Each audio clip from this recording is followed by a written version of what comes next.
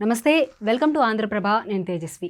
కృష్ణా నది చెంతనే ఉన్న పశ్చిమ ప్రజలు తాగడానికి నీళ్లు లేని ఘోరమైన పరిస్థితులు చూడాల్సి వస్తుందని పశ్చిమ నియోజకవర్గ బీజేపీ అభ్యర్థి యలమంచిలి సత్యనారాయణ సుజనా చౌదరి ఆవేదన వ్యక్తం చేశారు. ఇక్కడి ప్రజలు పడుతున్న బాధలు చూస్తుంటే విజయవాడ నడిబొడ్డున ఉన్నామా, రాతి యుగంలో ఉన్న భావన కలుగుతుందని అన్నారు.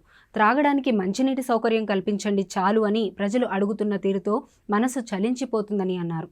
ఎన్నికల ప్రచారంలో భాగంగా పశ్చిమ నియోజకవర్గంలో గడప గడపకు వెళ్తున్న ఆయన స్థానిక ప్రజలు ఎదుర్కొంటున్న ప్రధాన సమస్యలను, పరిష్కార మార్గాలను సోమవారం ఆంధ్రప్రభతో పంచుకున్నారు. గతంలో పనిచేసిన నాయకులు పశ్చిమ నియోజకవర్గానికి చేసిందేమీ లేదని, ఎక్కడ చూసినా సమస్యలే కనిపిస్తున్నాయని సుజనా చౌదరి అన్నారు.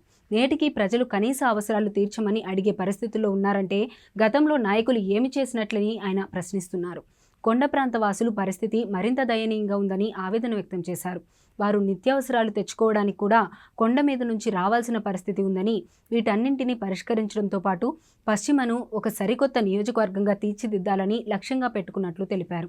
ఇప్పుడున్న పరిస్థితుల్లో రాష్ట్రానికి నాలాంటి వాడి అవసరం ఉందని బీజేపీ అధిష్టానం భావించిందని, అధిష్టానం సూచనల మేరకు ఈ 5 ఏళ్ల పాటు నా నియోజకవర్గంతో పాటు రాష్ట్రానికి నా సేవలు అందించాలని నిర్ణయించుకున్నట్లు యలమంచిలి సుజనా చౌదరి వివరించారు. నియోజకవర్గంలో పక్షవాతంతో చాలా మంది బాధపడుతున్నట్లు తన దృష్టికి వచ్చిందని, వారికి వైద్య సేవలు అందించడంతో పాటు కేసులు పెరగకుండా ప్రజల్లో వైద్యంపై అవగాహన కల్పించాల్సిన అవసరం ఉందన్నారు.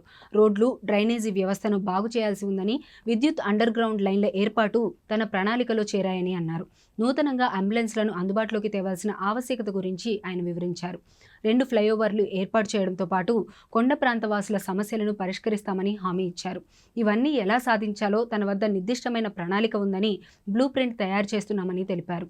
5 ఏళ్లలో ఏపీలో ఉన్న 175 నియోజకవర్గాల్లో పశ్చిమను నంబర్ 1 నియోజకవర్గంగా తీర్చిదిద్దుతానన్న ధీమాను ఆయన వ్యక్తం చేశారు. రాజకీయాలలో ఎత్తులు, పై ఎత్తులు సహజమే అని, పశ్చిమ నియోజకవర్గంలో కూటమి ఓట్లు బదిలీ అవ్వకుండా ఎన్ని పై ఎత్తులు వేసినా ఎదుర్కోగలనని అన్నారు. కుల, మత ప్రాతిపదిక మీద ఎవరూ నాయకులు అవలేరని, సామాజిక సమతుల్యం పాటిస్తూ సమర్థత, సామర్థ్యం ఉన్న నాయకులకు ప్రజల మద్దతు ఎల్లప్పుడూ ఉంటుంది అన్నారు.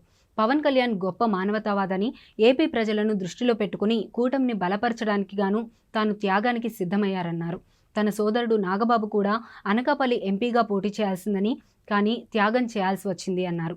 అమరావతి రాజధాని పనులు మళ్లీ ఊపందుకుంటాయని, రాజధాని బాధ్యత కేంద్ర, రాష్ట్ర ప్రభుత్వాలు చూసుకుంటాయి అన్నారు.